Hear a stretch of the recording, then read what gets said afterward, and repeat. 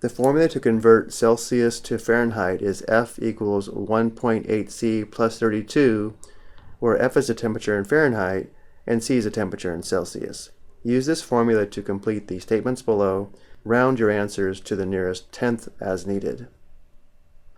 So first we're told if the temperature is 92 degrees Fahrenheit, what is the equivalent temperature in Celsius?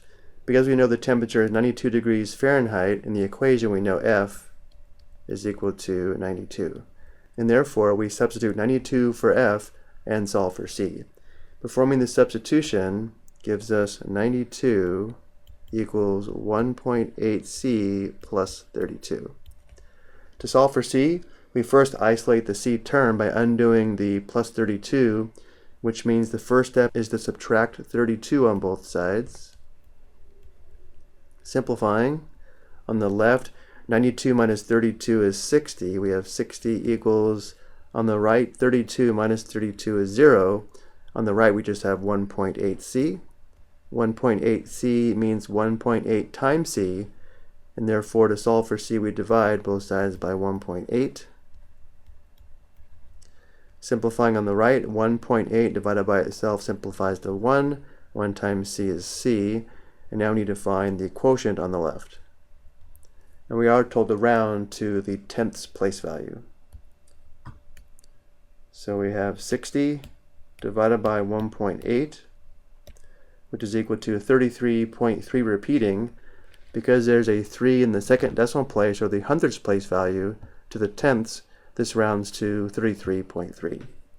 So C is approximately 33.3, which means if the temperature is 92 degrees Fahrenheit, that is equivalent to approximately 33.3 degrees Celsius.